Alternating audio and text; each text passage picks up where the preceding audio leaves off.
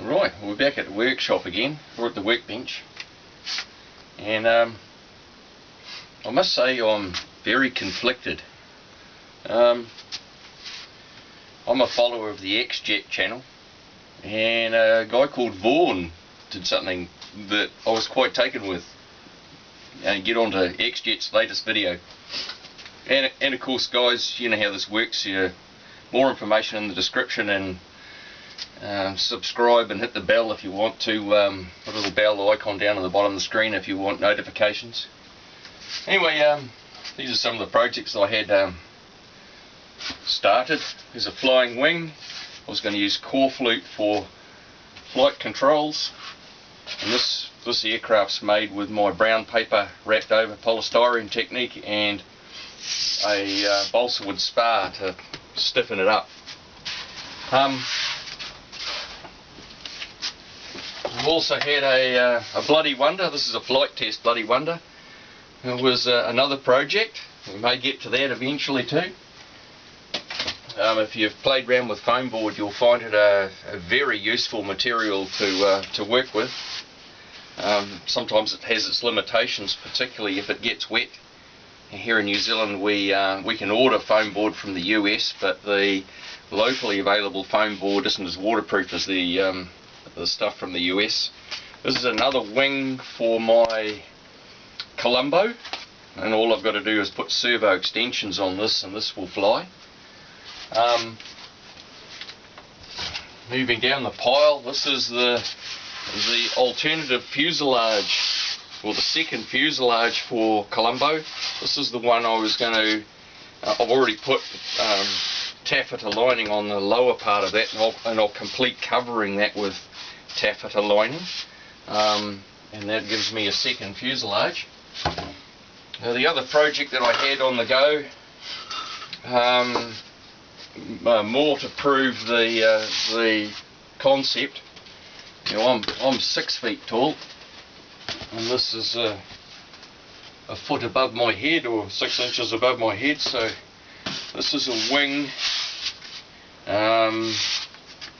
produced out of the same stock that I made Colombo's wings from. So this is produced from polystyrene from a Colombo stove, Westinghouse Colombo stove, and it's covered in brown paper.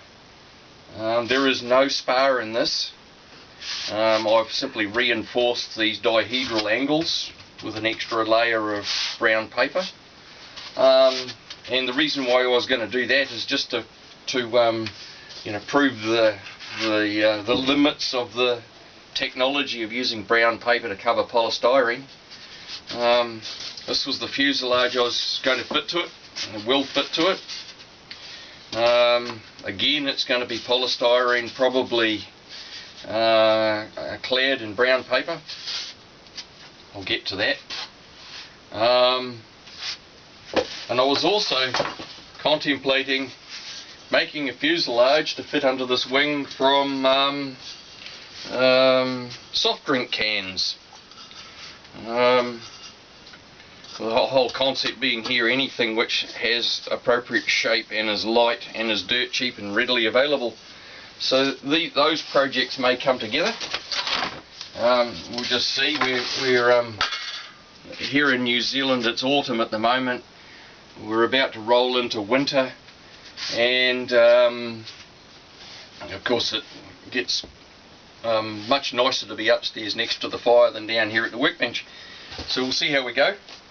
Now I'm a bit conflicted because after watching the XJet video and what Vaughan did, I went to visit my local car wrecker this morning to see what I could find in the way of EPP. And indeed I find that there is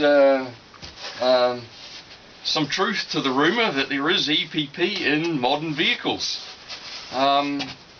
The vehicles that are produced in Korea, the Hyundais, it appears as though they're putting EPP in behind the front and rear bumpers, because the modern bumpers are plastic now, and the EPP gives them an improvement in frontal collision protection. But there's also EPP in under the floors. They're putting it in under the floor where the front seat driver and passenger, where their feet actually are.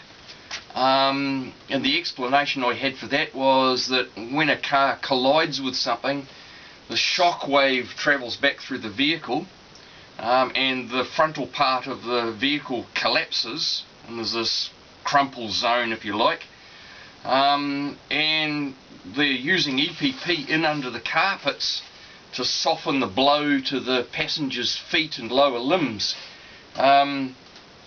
to stop that shock wave from creating injuries to the feet and lower limbs. But they're also using EPP in the rear of the vehicle around the spare tyre, and that's where that component came from. The spare tyre fitted there, and I would imagine that the jack and some of the other bits that are associated with the spare tyre were fitted into there. This piece of EPP also came out of the rear cargo area of in fact I'm not sure what breed of vehicle it came out of. It might be somewhat easier to deal with because it's a large flat surface.